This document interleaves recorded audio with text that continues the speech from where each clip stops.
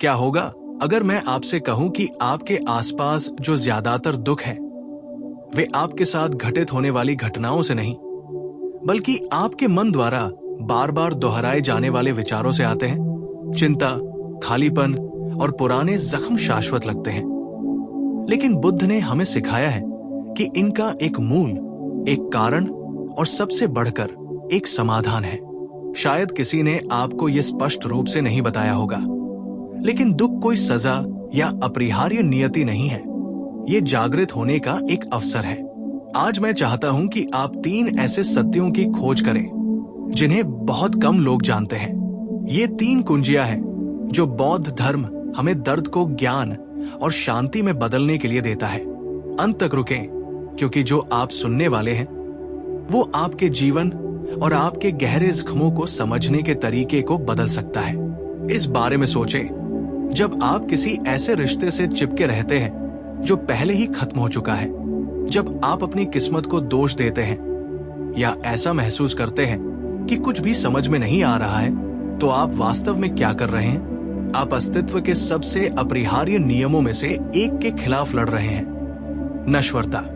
सब कुछ बदलता है, चाहे आप चाहे या न चाहें, और उस बदलाव का विरोध करना एक अंतहीन धारा के विरुद्ध नाव चलाने जैसा है।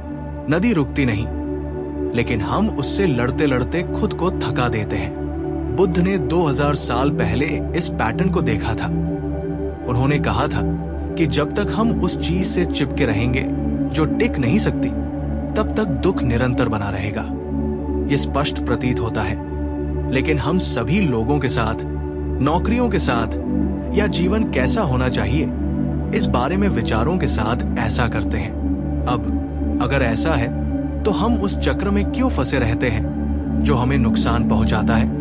इसका उत्तर थोड़ा असहज है, लेकिन बहुत मुक्तिदायक है, क्योंकि हम आसक्ति को प्रेम, अधिकार को सुरक्षा और दिनचर्या को स्थिरता से भ्रमित करते हैं। ये भ्रम उन 3 सत्यों में से पहला है जो किसी ने आपको दुख के बारे में नहीं बताया, लेकिन इससे भी गहरा कुछ है। अगले भाग में आप जो खोजेंगे वो इस बात का मूल प्रश्न होगा कि आप कैसे समझते हैं कि आप कौन हैं, और जिसे आप प्यार करते हैं उसे खोने पर इतना दुख क्यों होता है। क्या आप इसे सुनने के लिए तैयार हैं? दूसरा असहज सत्य यह है कि हम दुख इसलिए सहते हैं क्योंकि हम मानते हैं कि एक निश्चित, ठोस और अपरिवर्तनीय आत्मा है जिसकी हर कीमत पर रक्षा की जानी चाहिए। लेकिन बुद्ध ने कुछ क्रांतिकारी सिखाया। जिस आत्मा की हम इतनी मेहनत से रक्षा करते हैं वो एक भ्रम है, और जितना अधिक हम उसकी रक्षा करते हैं उतना ही अधिक वो पीड़ा देती है। जरा सोचिए, आपने कितनी बार खुद से कहा है, मेरे साथ जो हुआ वो सही नहीं था, या मैं इसके लायक नहीं था। ये निजी कहानी एक कारागार बन जाती है। ये एक धुंधले दर्पण की तरह है। आप जो देखते हैं वो आपका असली स्वरूप नहीं, बल्कि भय और आसक्ति से विकृत एक छवि है। प्राचीन ग्रंथों में कहा गया है, जो 1000 शत्रुओं पर विजय प्राप्त कर लेता है वो उतना बुद्धिमान नहीं होता जितना खुद पर विजय प्राप्त करने वाला।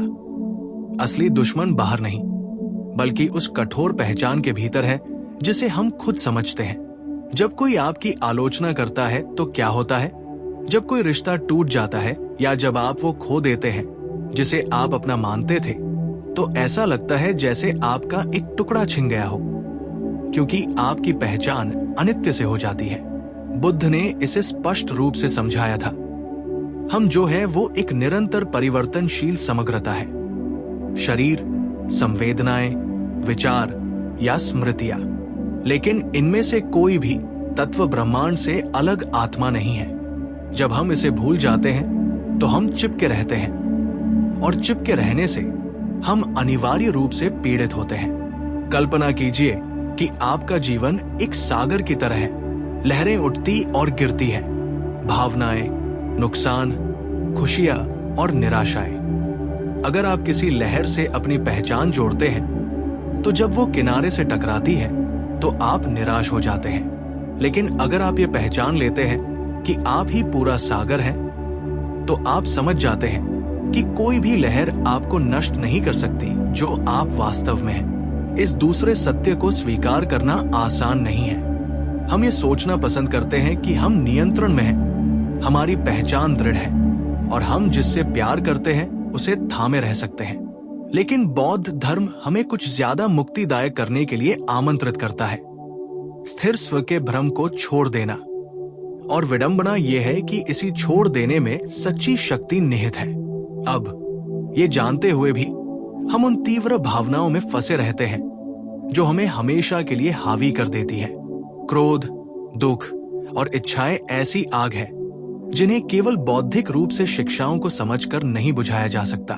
तो सवाल उठता है, हम इन आंतरिक लपटों को ऐसी चीज में कैसे बदल सकते हैं जो हमें शांति दे? तीसरा सत्य जो लगभग कोई आपको नहीं बताता वो ये है कि दुख आपका दुश्मन नहीं बल्कि आपका शिक्षक है। जिस दर्द से आप बचने की इतनी कोशिश करते हैं उसमें ही वास्तव में आपकी जागृति का बीज छिपा है। बुद्ध ने सिखाया कि हर कठिन भावना को ज्ञान में बदला जा सकता है अगर हम उसे बिना अस्वीकार किए देखना सीखें। उदाहरण के लिए, आक्रोश अधिक घृणा करने से नहीं बल्कि धैर्य और करुणा विकसित करने से दूर होता है। गहरा दुख सभी प्राणियों की परिस्थितियों की समझ बन सकता है और ये समझ सच्ची करुणा के द्वार खोलती है। मन को प्रशिक्षित करते हुए महान तिब्बती गुरु कुछ विरोधाभासी बात समझाते हैं। जब दूसरे मुझे नुकसान पहुंचाए तो मैं हार स्वीकार करूं और दूसरों को विजय प्रदान करूं। इसका अर्थ हार मान लेना या दुर्व्यवहार को स्वीकार करना नहीं है बल्कि दुख को एक ऐसे दर्पण के रूप में उपयोग करना है जो छिपे हुए अहंकार को प्रकट करता है। हर घाव हमें याद दिलाता है कि हमारे पास अभी भी आसक्ति, अभिमान या अपेक्षाएं हैं जिन्हें हमें छोड़ना है। उन समयों के बारे में सोचें जब जीवन ने आपको घुटनों पर ला दिया था। एक दुख, विश्वासघात या आर्थिक नुकसान। उस समय ये असहनीय लगता था, लेकिन अगर आप अब इस पर गौर करें तो आप पाएंगे कि आपके भीतर कुछ बदल गया है। आपने ज्यादा महत्व देना, बाहरी चीजों पर कम भरोसा करना और अपने भीतर झांकना सीखा है।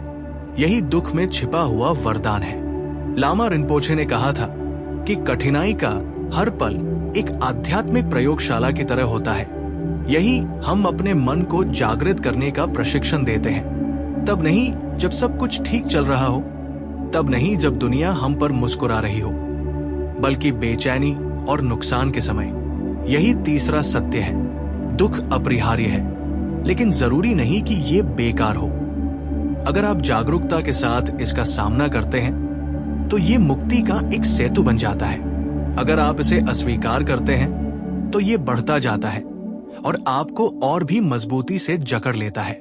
अब आप सोच रहे होंगे ये सब प्रेरणादायक लगता है, लेकिन मैं इसे कैसे लागू करूं जब दर्द इतना वास्तविक हो कि मैं मुश्किल से सांस ले पा रहा हूं? यही वो बड़ा सवाल है जिसका जवाब हम इस वीडियो के अगले भाग में ठोस कदमों के साथ देंगे, ताकि आज ही दुख के साथ आपके रिश्ते को बदला जा सके। बड़ा सवाल यह है कि जब दुख असहनीय बोझ जैसा लगे तो उसे कैसे बदला जाए। बौद्ध धर्म 3 सरल लेकिन बेहद प्रभावशाली कदम सुझाता है। पहला है बिना भागे निरीक्षण करना। जब कोई भावना उठती है तो हमारी सहज प्रतिक्रिया अक्सर उसे दबाना, खाने पीने, सोशल मीडिया से ध्यान भटकाना या शायद दूसरों को दोष देना होता है। लेकिन बुद्ध ने सिखाया कि केवल दर्द का सीधे सामना करके ही हम उसकी जड़ देख सकते हैं। ये कहने के बजाय कि मैं अब दुखों को रोकना चाहता हूं, खुद से पूछने की कोशिश करें कि ये दर्द मुझे अपने बारे में क्या दिखा रहा है। ध्यान केंद्रित करने से आजादी का रास्ता खुलता है। दूसरा कदम है नश्वरता को याद रखना। हर भावना, चाहे कितनी भी तीव्र क्यों न हो, बदलती है। यहां तक कि सबसे तीव्र दुख भी समय के साथ बदल जाता है। ये जानने से आपको आशा मिलती है। दर्द को खत्म करने के लिए आपको अपनी पूरी ताकत से लड़ने की जरूरत नहीं है। आपको बस उसके साथ रहना सीखना है, जैसे जैसे वो गुजरता है। जैसा कि एक तिब्बती गुरु ने कहा है, जिंदगी दुख देती है, लेकिन दर्द भी सांस लेता है। इसे हवा की तरह आने और जाने दें। तीसरा कदम है दुख को एक उद्देश्य देना। इसे सजा समझने के बजाय इसे करुणा विकसित करने के अवसर के रूप में उपयोग करें। लामाय ने जोर देकर कहा कि हम अपने मन के लिए जिम्मेदार हैं। हम ये नहीं चुन सकते कि हमारे साथ क्या घटित होता है, लेकिन हम ये जरूर चुन सकते हैं कि हम उनकी व्याख्या कैसे करें। खुद से पूछें, मैं इस अनुभव का उपयोग कैसे कर सकता हूं ताकि मैं और अधिक मानवीय, समझदार या अधिक दयालु बन सकूं। इस तरह दर्द दुश्मन बनना बंद कर देता है और एक शिक्षक बन जाता है। अब ये कदम सैद्धांतिक रूप से तो स्पष्ट लगते हैं, लेकिन आप इन्हें वास्तविक जीवन की परिस्थितियों जैसे दुख, ब्रेकअप या किसी पर से विश्वास उठ जाने पर कैसे अमल में ला सकते हैं? यहीं पर हम कुछ ठोस उदाहरणों पर गौर करेंगे जो आज ही आपको ठीक होने में मदद कर सकते हैं। आइए ठोस बात पर आते हैं। कल्पना कीजिए कि आप ब्रेकअप से गुजर रहे हैं। आपके सीने में खालीपन असहनीय लगता है और आपका मन बार बार यही सोचता रहता है, उन्होंने मुझे क्यों छोड़ दिया? ओह, मैंने क्या गलती की? दुख इसलिए पैदा होता है क्योंकि आप मानते हैं कि उस व्यक्ति के बिना आपका जीवन निरर्थक है। लेकिन बौद्ध धर्म सिखाता है कि इसका मूल कारण स्वयं नुकसान नहीं है, बल्कि इस विचार से जुड़ाव है कि ये रिश्ता हमेशा के लिए बना रहेगा। इसे पहचानने से दर्द मिटता नहीं है, बल्कि ये खुद को बर्बाद किए बिना इसे स्वीकार करने का द्वार खोल देता है। आइए एक और उदाहरण देखें। कई सालों बाद आपकी नौकरी चली जाती है। आपका मन चीखता है, मैं असफल हूं, कोई मेरी कद्र नहीं करेगा। ये विचार एक कठोर आत्मचेतना को और मजबूत करता है जो किसी पद या वेतन से जुड़ी होती है। अनजाने में आप अपनी कीमत किसी बाहरी और परिवर्तनशील चीज तक सीमित कर देते हैं। क्या हो अगर नुकसान से लड़ने के बजाय आप खुद से पूछें कि मेरा कौन सा हिस्सा इस पहचान से इतना जुड़ा हुआ था? बेरोजगार होना अभी भी मुश्किल है, लेकिन ये अब आपके असली व्यक्तित्व का निर्णायक फैसला नहीं है। अब एक पारिवारिक कलह के बारे में सोचें। एक बच्चे के बारे में जो आपकी अपेक्षा के अनुरूप प्रतिक्रिया नहीं देता, या एक भाई बहन के बारे में जो आपको कठोर शब्दों से परेशान करता है। सामान्य बात यह है कि क्रोध या अपराधबोध से प्रतिक्रिया होती है, लेकिन दबदा इसे स्पष्ट करता है। घृणा घृणा से नहीं मिटती, केवल धैर्यपूर्ण प्रेम से ही उसका अस्तित्व समाप्त होता है। अगर आप दूसरे के शब्दों के पीछे छिपी पीड़ा को देख सकते हैं, तो आप पाएंगे कि आपका दर्द आक्रोश के बजाय करुणा में बदल सकता है। ये उदाहरण दर्शाते हैं कि बौद्ध शिक्षाएं दूर के सिद्धांत या अजीबोगरीब कर्मकांड नहीं है। वे उन चीजों से निपटने के लिए जीवित उपकरण हैं जो हमें सबसे ज्यादा दुख पहुंचाती है, जैसे अकेलापन, अस्वीकृति, बदलाव या अनिश्चितता। जैसा कि मेसे ने कहा, सब कुछ मन से उत्पन्न होता है। जब हम इसे समझ लेते हैं तो हम बाहर दोषियों की तलाश करना बंद कर देते हैं और अपने भीतर नियंत्रण हासिल करना शुरू कर देते हैं। लेकिन यहाँ एक और अपरिहार्य प्रश्न उठता है, यदि सब कुछ मन में है तो हम इसे कैसे प्रशिक्षित कर सकते हैं ताकि ये हमें बार बार उसी दुख में न घसीटे? इसका उत्तर ध्यान और करुणा के सरल अभ्यासों में निहित है, जिनका उपयोग कोई भी बिना पूर्व अनुभव के भी शुरू कर सकता है। यदि सब कुछ मन से उत्पन्न होता है तो कुंजी इसे प्रशिक्षित करने में है और किसी गुफा में जाने या साधु बनने की कोई आवश्यकता नहीं है। बस उन सरल चरणों से शुरुआत करें जो दर्द से आपके संबंध को बदल दे। पहला अभ्यास श्वास के प्रति सजगता है। जब उदासी, गुस्सा या चिंता हावी हो तो उससे लड़ने के बजाय अपना ध्यान उस हवा पर केंद्रित करें जो अंदर बाहर आती जाती रहती है। बुद्ध ने सिखाया था कि जब मन किसी सरल और वर्तमान में स्थिर होता है तो वो शांत हो जाता है। बिना किसी अपेक्षा के 2 मिनट तक ऐसा करें।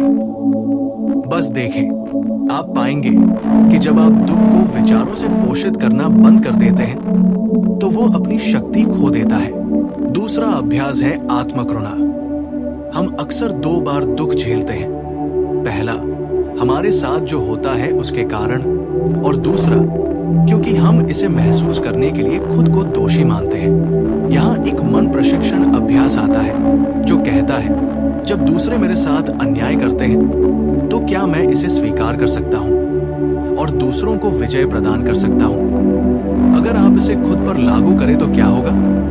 अपनी गलतियों के लिए खुद को दंडित करने के बजाय आप ये स्वीकार करें कि मैं पीड़ित हूं और धैर्य और कोमलता का पात्र हूं। ये आंतरिक कोमलता आत्मघृणा के चक्र को तोड़ देती है। तीसरा अभ्यास विचारों का परिवर्तन है। लामा रिम्पोचे ने सिखाया कि हर कठिन क्षण को आध्यात्मिक मार्ग में बदला जा सकता है। उदाहरण के लिए, यदि आप कोई ऐसी चीज खो देते हैं जिसे आप मूल्यवान समझते हैं, तो उसे दोहराने के बजाय ये अनुचित है। सोचने की कोशिश करें, ये मुझे याद दिलाता है कि कुछ भी स्थायी नहीं है और मुझे जो मेरे पास अभी भी है उसकी कद्र करने के लिए आमंत्रित करता है। ये परिवर्तन दर्द को खत्म नहीं करता, बल्कि उसे एक शिक्षक में बदल देता है। और चौथा अभ्यास है अपनी दृष्टि दूसरों के दुखों पर केंद्रित करना। जब आप दुखी हो तो मन ही मन कहें, आज जो भी नुकसान झेल रहे हैं उन्हें राहत मिले। ये छोटा लगता है, लेकिन कुछ बदल जाता है। आपका दर्द एक निजी जेल नहीं रह जाता और दुनिया से जुड़ने का एक सेतु बन जाता है। ये अभ्यास कोई जादुई नुस्खे नहीं है, ये प्रशिक्षण है। और हर चीज की तरह प्रशिक्षण के लिए भी अभ्यास की आवश्यकता होती है। लेकिन समय के साथ आपका मन आपको पीड़ा देना बंद कर देता है और आपका सहयोगी बन जाता है। अब आप सोच रहे होंगे, ऐसे दुख के बारे में क्या जिसे स्वीकार करना असंभव लगता है, जैसे किसी प्रियजन की मृत्यु या कोई गंभीर बीमारी। ये सबसे गहन परीक्षा है और यहाँ बौद्ध धर्म ऐसी अंतर्दृष्टि प्रदान करता है जो निश्चित क्षति को देखने के हमारे नजरिए को बदल सकती है। स्वीकार करने के लिए सबसे कठिन दुख वो होता है जो अंतिम लगता है। किसी प्रियजन की मृत्यु, कोई गंभीर बीमारी या किसी ऐसी चीज का शोक जो कभी वापस नहीं आएगी। आसान शब्द यहाँ काम नहीं आते, लेकिन बौद्ध धर्म हमें खोखली सांत्वना नहीं, बल्कि एक गहरी अंतर्दृष्टि प्रदान करता है जो क्षति से हमारे संबंध को बदल देती है। बुद्ध ने सिखाया कि इस जीवन में कुछ भी वास्तव में हमारा नहीं है, यहां तक कि हमारा शरीर भी नहीं। हम जिस किसी चीज से प्रेम करते हैं वो कुछ समय के लिए उधार पर मिलती है। इसे स्वीकार करने से प्रेम कम नहीं होता, बल्कि ये उसे और शुद्ध बनाता है। इस ज्ञान के साथ प्रेम करना कि सब कुछ नश्वर है हमें कृतज्ञता के साथ हर पल को महत्व देने के लिए आमंत्रित करता है, किसी भी चीज को हल्के में न लेने के लिए। जब किसी प्रियजन की मृत्यु होती है तो हमें ऐसा लगता है जैसे हमारा एक अंश उनके साथ चला गया हो। लेकिन धर्म हमें याद दिलाता है कि सच्चा संबंध समय या शरीर पर निर्भर नहीं करता। सच्चा प्रेम रूप से परे होता है और हमारे मन और हृदय में निशान छोड़ जाता है। इसे याद रखने से शोक केवल अभाव में फंसे रहने के बजाय जीवन का सम्मान करने के कार्य में बदल जाता है। बीमारी के साथ भी कुछ ऐसा ही होता है। शरीर दुखता है, बूढ़ा होता है और टूटता है, लेकिन हमारा मन इससे न टूटना सीख सकता है। कई बौद्ध गुरु सिखाते हैं कि बीमारी को एक अभ्यास के रूप में कैसे इस्तेमाल किया जाए। मानसिक पीड़ा में इजाफा किए बिना शारीरिक पीड़ा का अवलोकन करना, जो हो रहा है उसे नकारना नहीं है, बल्कि उस विचार को त्याग देना है जो हमें बताता है कि ऐसा नहीं होना चाहिए। जब हम इसका विरोध करना बंद कर देते हैं तो पीड़ा भी एक मौन शिक्षक बन जाती है। अमसांग ने कहा कि सबसे महत्वपूर्ण बात ये नहीं है कि हमारे साथ क्या होता है, बल्कि ये है कि हमारा मन कैसे प्रतिक्रिया करता है। और वो प्रतिक्रिया अंतहीन संघर्ष के बजाय करुणा, स्वीकृति, अनुभव के प्रति समर्पण हो सकती है। शायद इस समय आप सोच रहे होंगे कि क्या इस तरह जीना संभव है जहां सबसे गहरा दुख भी आंतरिक शांति का हिस्सा बन जाए? इसका उत्तर बौद्ध पद के मूल में निहित है और यही हम इस यात्रा के अंतिम भाग में खोजेंगे। अब आप उन 3 सच्चाइयों को जानते हैं जो लगभग किसी ने आपको दुख के बारे में नहीं बताई। तो दुख आपके जीवन में कोई गलती नहीं है। इसका मतलब इसे पूरी तरह से खत्म करना नहीं है, क्योंकि ऐसा करना जीने के अर्थ को नकारना होगा। इसका मतलब है इसे अलग नजरिए से देखना सीखना। जब आप ऐसा करते हैं तो आपको पता चलता है कि हर दर्द के भीतर शांति का एक द्वार भी है। जैसा कि पोरपोइस रिनपोचे ने सिखाया था, हर पल का इस्तेमाल जागने के लिए किया जा सकता है, यहाँ तक कि वो पल भी जब आपको लगे कि आप इसे और नहीं सह सकते। एक बदलाव की शुरुआत हो सकती है। दर्द आपको नीचे खींच सकता है या आपको ऊपर उठा सकता है, और फर्क इस बात में नहीं है कि क्या होता है, बल्कि इस बात में है कि आपका मन इसे कैसे ग्रहण करता है।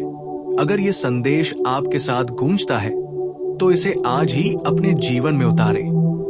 अपने दर्द का अवलोकन करें, बिना भागे।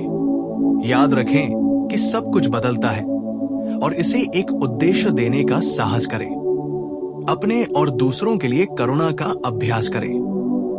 हर कदम के साथ आपका मन मुक्त होता जाता है, आपका दिल हल्का होता जाता है, और आपका जीवन अधिक पूर्ण होता जाता है। और याद रखें, आप इस यात्रा में अकेले नहीं हैं। लाखों लोग 20 लाख से भी ज्यादा सालों से ऐसा कर रहे हैं।